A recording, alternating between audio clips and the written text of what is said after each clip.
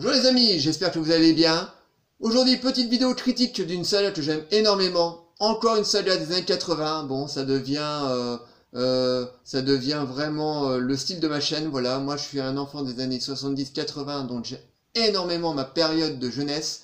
Parce qu'on a eu énormément de très très bons films. Et quand je vous dis des très très bons films, ça va là par rapport à 2020 qui est là, voire peut-être un petit peu là.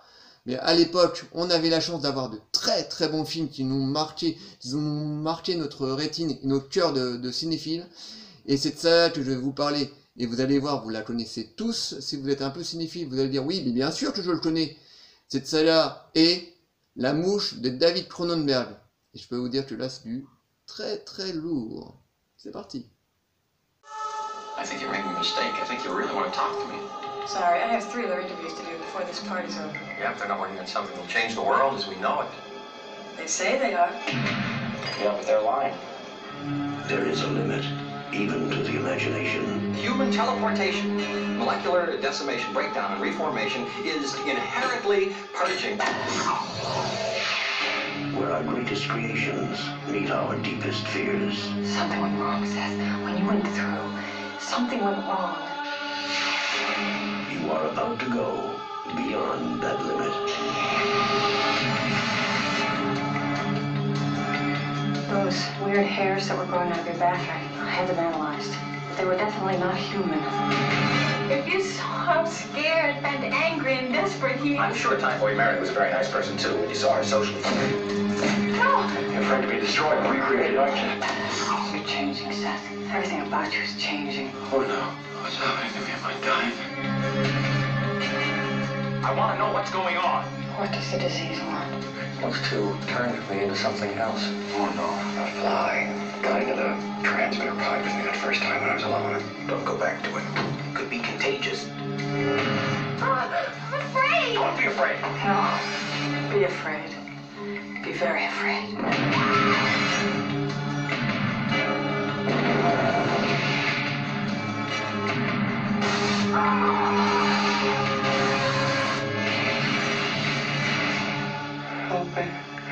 De David Cronenberg. Alors avant que je vais vous parler de la saga la Mouche, je vais revenir un petit peu sur la carrière de David Cronenberg. Alors pour les plus jeunes d'entre vous qui connaissaient pas trop David Cronenberg, parce que c'est quand même un réalisateur de renom que tout le monde connaît quand même, on a au moins vu un ou deux David Cronenberg quand même. Donc David Cronenberg est un réalisateur de films d'horreur qui vient du cinéma de série B, voilà. Un réalisateur qui a son style bien propre à lui. C'est un réalisateur qui est pas évident, voilà. Moi j'aime beaucoup David Cronenberg. Le tout premier David Cronenberg que j'ai découvert, et comme beaucoup de cinéphiles je pense de mon âge, ça a été Scanner. Et là à l'époque j'ai pris vraiment une claquosse. Voilà, David Cronenberg a un cinéma assez particulier. Son style à lui c'est beaucoup les corps, voilà. Voilà, il a un style bien particulier, très viscéral, très visuel, voilà. Voilà, c'est un style, voilà, j'aurais du mal à vous en parler parce qu'il a vraiment son style à lui, mais c'est un réalisateur qui en a vraiment, mais à ses premiers films, hein, qui en avait vraiment beaucoup sous le pied. Voilà, c'était un genre de David Cronenberg, mais avec son style, voilà, on sentait que le mec, ça allait devenir un grand, quoi. Je veux dire, quand on voyait Scanner, là, tu te dis, putain, le mec, il en a sous le pied, on lui donne un budget, un énorme budget, le mec, il va te faire, mais qu'est-ce qu'il va te faire? Il va te faire un putain de film, quoi. Et donc c'est un réalisateur qui est pas qui ne va pas plaire à tout le monde, voilà. Il y a certains qui l'aiment, il y en a d'autres qui n'adhèrent pas du tout à son style. Et en 86, David Cronenberg donc collabore avec un gros studio, donc la Fox, qui lui donne dans les pattes, qui lui demande de faire un remake de La Mouche Noire, voilà, parce que le film de Cronenberg est un remake, donc la Fox lui demande de remaker La Mouche Noire, donc un petit film des années 60 noir et blanc qui était sympathique, mais bon, qui est resté un petit film de style un peu à la Hammer, mais sympathique, mais voilà, pas extraordinaire, voilà, c'est une histoire de monstre. Toute classique. Et là, David Cronenberg, on lui balance un très gros budget, voilà, c'est la première fois qu'il va travailler avec un tel budget, Et là, il te fait un film. Mon Dieu, il est sorti en 86. Mais une bombe atomique, quoi. Alors, attention. Il est pas fait pour tout le monde, hein. C'est quand même du David Cronenberg, donc il a des bonnes scènes. Voilà, à l'époque, il était interdit à 12-13 ans. Moi, j'ai pas eu la chance d'aller voir au cinéma, mais j'ai découvert bien après en VHS, en vidéoclub donc. Et ma mère n'aura jamais accepté que j'aille voir un film de ce genre, parce que il a un gros budget, mais il reste fidèle à son style. C'est très visuel, très costaud par moment. Donc voilà, le pitch de La Mouche. Alors on suit les aventures de Seth Brandon, un scientifique ermite comme ça, un peu timide, introverti, qui n'a pas beaucoup de vie sociale, il n'a pas de petite amie, il parle à personne. Et lors d'une soirée, dont ce scientifique va rencontrer la route d'une journaliste qui est, elle, à la recherche du scoop de l'année, qui veut devenir une grande journaliste, donc elle recherche le scoop qui fera d'elle une journaliste confirmée. Et pendant cette soirée, Seth Brandon ne va pas arrêter de lui parler de son invention, donc les télépodes. Lors de la soirée, il va la ramener dans son laboratoire, donc il va lui présenter sa machine. Assez rapidement, ils vont finir par tomber amoureux. Mais Seth Brandon n'est pas satisfait du tout de sa machine, parce qu'en fait, la machine, ces télépodes, sont des machines, en fait, c'est deux espèces de cabines téléphoniques comme ça. En fait, c'est une machine qui transporte des humains d'un point A à un point B. Voilà, donc qui les fait voyager de ça d'un point A à un point B très rapidement.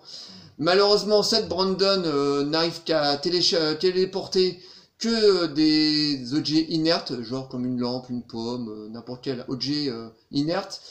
Et lui, ce qu'il veut, c'est ça, c'est vraiment télécharger les humains. Donc pendant une soirée, par rage et par déception, il finit par tester sa propre machine sur lui-même. Donc il décide de rentrer dans un télépode, et malheureusement, il y a une mouche qui rentre en même temps que lui dans le télépode. Donc il arrive à se faire téléporter d'un télépode à un autre. Malheureusement, pendant l'expérience, l'ordinateur qui contrôle les télépodes n'arrive pas à reconnaître les deux corps, et il finit par les faire fusionner entre eux. Seth Brandon, après l'expérience, 2-3 jours après, se sent plutôt bien, mais il commence à sentir des changements dans son corps, et va finir par se transformer en une espèce de créature immonde. Et quand je vous dis immonde, c'est vraiment quelque chose de dégueulasse. Et là, je m'arrête tout de suite parce que voilà, je vous ai dit un peu trop. Donc voilà, Seth Brandon va vivre un peu un enfer. Hein, voilà. Mon Dieu, quel film. Voilà. En 86, c'est un des chocs qui était sorti au cinéma. Voilà, un des plus gros succès de 86.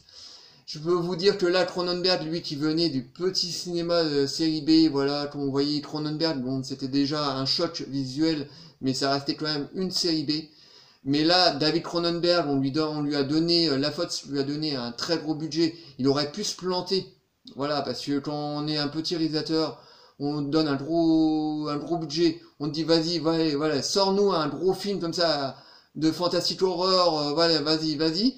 Il y aurait eu beaucoup de réalisateurs qui auraient eu peur et auraient sorti un film bancal, voilà. Mais lui, je peux vous dire qu'il vous sort un film, voilà. Donc c'est super bien shooté. Alors là, je peux vous dire que le mec, il a eu carte blanche, il est super bien shooté. C'est un film très sombre, voilà. Donc il joue beaucoup avec des lumières, on a beaucoup de lumières rouge, vert, mais putain, il maîtrise son film du début à la fin.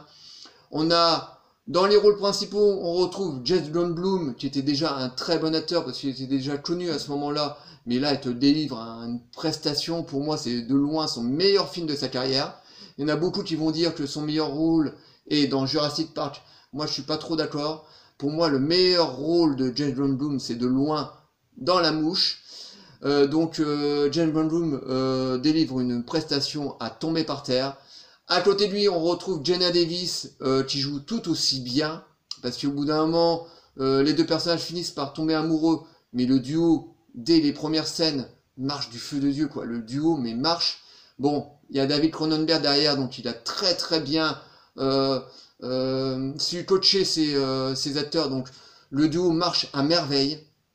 On a de très beaux effets de maquillage.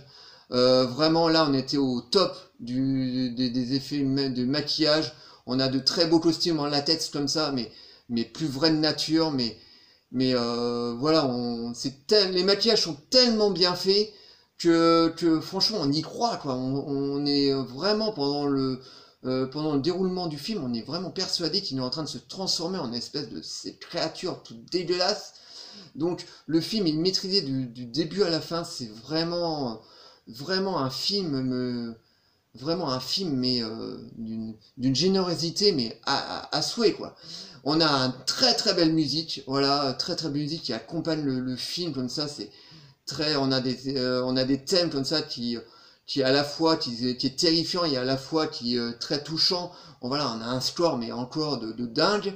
Donc pour les plus jeunes d'entre vous qui ne connaissez pas du tout La Mouche, regardez ce chef-d'œuvre parce que pour moi c'est tout bonnement un chef-d'œuvre. Hein, voilà, pour moi c'est la perle de la carrière de David Cronenberg.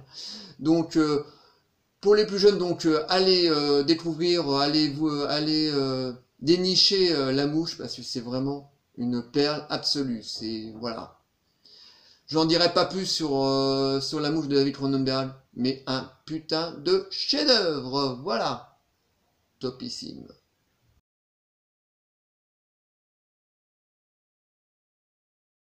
Trois ans plus tard, La Fox réalise une Mouche numéro 2. Alors là, Cronenberg n'est plus du tout aux commandes, voilà, donc au revoir Cronenberg, parce que Cronenberg n'est pas du tout le style de réalisateur à faire des suites.